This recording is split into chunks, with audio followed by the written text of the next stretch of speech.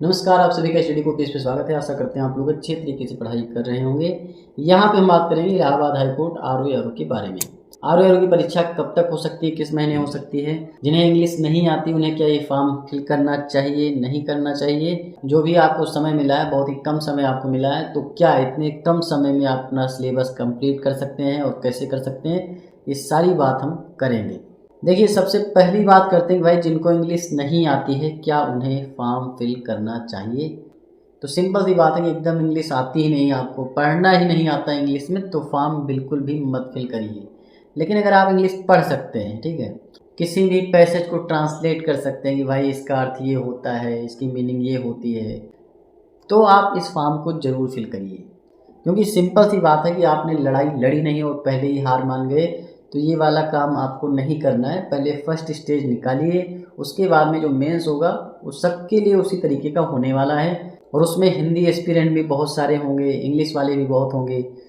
तो इसकी टेंशन अभी फ़िलहाल मत लीजिए कि भाई मेंस में इंग्लिश का एस्से राइटिंग होगा, ये होगा वो होगा। 50 नंबर की टाइपिंग भी होगी, ठीक है। तो जिनको टाइपिंग नहीं आती है वो सोचें भाई ये फॉर्म ही नहीं फिल करते हैं क्योंकि टाइपिंग तो आती नहीं हमें।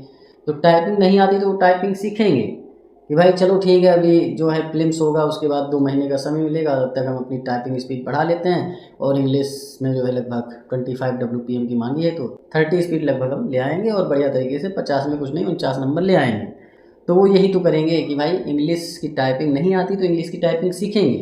तो उसी तरीके से इंग्लिश अगर आपको नहीं आती, इससे राइटिंग नहीं आता, प्रिसाइज राइटिंग नहीं आता, ट्रांसलेशन करना नहीं आता है, तो उसे आपको सीखना पड़ेगा। देखिए, सबसे ज़्यादा जरूरी भाई ये सेकंड स्टेज का मामला है। जो फर्स्ट स्टेज है वो आपका सिर्फ और सिर्फ उसी तरीके का पैटर्न है जो पहले हुआ करता था, तो पहले आप उससे क्वालिफाई करिए। मान लीजिए इंग्लिश बहुत ज़्यादा किसी की बहुत बढ़िया है लेकिन उनका जीके जीएस ही खराब है, ठीक है, तो फर्स्ट स्टेज उनका कैसे निकलेगा। उसके लिए वो तैयारी कर रहे हैं कि भाई फर्स्ट स्टेज मुझे निकालना है, तो जीके जीएस अच्छे से तैयार करना पड़ेगा। तो उसमें वो लगे हुए हैं, जी तोड़ लगे हुए हैं, और वो निकाल भी लेंगे प्रीलिम्स एग्जाम अगर वो लगे हैं। तो उसी तरीके से आपको इंग्लिश नहीं आती लेकिन आपका बेस तैयार है, जीके जीएस बढ़िया है, तो आप प्रीलिम्स निकाल लेंगे। तो मेंस के लिए आपको इंग्लिश तैयार करना है। तो इसमें ज़्यादा मेरे हिसाब से टेंशन लेने की ज़रूरत नहीं है। बिना युद्ध लड़े ही हार मानना ये गलत बात है।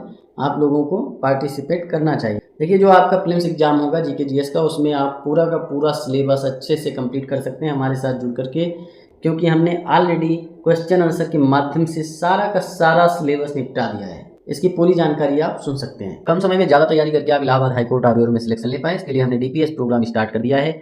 डीपीएस का मतलब होता है डेली प्रैक्टिस सेट प्रोग्राम। इसमें आपको क्या क्या मिलेगा, टोटल आपको 100 मिनी टेस्ट मिलेंगे, जिसके जरिए से आप हर एक subject, history, geography, polity, economy, science, UP GK, environment, ecology, जो भी सब्जेक्ट आपके इलाहाबाद हाईकोर्ट में आते हैं उनके आपको मिनी टेस्ट मिलेंगे।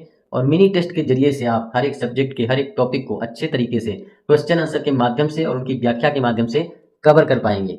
इसके साथ ही आपको 80 फुल लेंथ प्रैक्टिस सेट मिलेंगे, जिसमें आपको 20 मिक्स प्रैक्टिस सेट मिलेंगे, 20 इंग्लिश के मिलेंगे, 20 मैथ रीजनिंग के, 20 कंप्यूटर प्लस हिंदी के।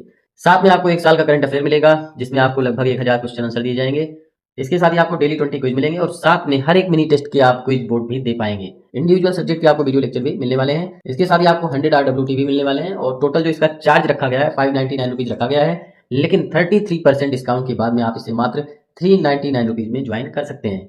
अगर आप ज्वाइन करना चाहते हैं तो हमारे इस व्हाट्सएप नंबर पे DPS फॉर SCRO लिख करके व्हाट्सएप मैसेज करें। सिलेक्शन लेने की जो रामबाण स्ट्रेटजी आपकी यही कि भाई लूसेंट ऑब्जेक्टिव अच्छे से कवर करिए। अगर आप हमारे DPS प्रोग्राम से जुड़ते हैं तो जो भी मिनी टेस्ट हमने करवाए हैं वो मिनी टेस्ट आप 4 to 5 टाइम बढ़िया तरीके से रिवाइज कर लेंगे, तो आपका आराम से प्रीलिम्स एग्जाम निकल जाएगा। मेंस के लिए आप क्वालिफाई हो जाएंगे। सिलेक्शन का बस एक ही मंत्र है कि भाई ज़्यादा से ज़्यादा रिवीजन करिए, प्रैक्टिस करिए, बस। देखिए, बात करें आरओ की परीक्षा कब तक हो सकती है, किस महीने में लोग परीक्षा करा सकते हैं, तो फिलहाल आप अगस्त मान के चलिए, मतलब 1 से 15 अगस्त के बीच में एग्जाम डेट आपको देखने को मिल सकती है। और इसी के हिसाब से आप लोग तैयारी भी करिए। अगर थोड़ा आगे डेट जाती है, सितंबर कर देते हैं, तो आपके लिए फ़ायदेमंद होगा। लेकिन अभी के लिए अगर आपको टारगेट करना है कि भाई एग्जाम में निकालना ही निकालना है, तो आप ये मान के चलिए 1 से 15 अगस्त के बीच में आपका एग्जाम होने वाला है। 1 डे एग्ज़ाम होगा क्योंकि ऑफलाइन हो चुका है। ऐसा नहीं कि इसमें जो है आपको मल्टीपल डे एग्ज़ाम देना है, ठीक है, नॉर्मलाइजेशन होगा, ऐसा कुछ नहीं होगा। 1 डे एग्ज़ाम होगा, ऑफलाइन पेपर होगा, 3 घंटे का समय आपको मिलेगा, 200 क्वेश्चन होंगे, इसके साथ ही नो निगेटिव मार्किंग होगी। तो ये सारी चीज़ें हैं। तो बढ़िया तरीके से तैयारी करने के लिए आप हमारे साथ जुड़िए। पूरा का पूरा सिलेबस हमने कंप्लीट करवा दिया है। तो ये सारी जानकारी थी, मन लगा के पढ़ाई करते रहिए। चैनल को सब्सक्राइब करिए, वीडियो को लाइक करिए, शेयर करिए। मिलते हैं नेक्स्ट वीडियो में। धन्यवाद, थैंक यू, शुक्रिया।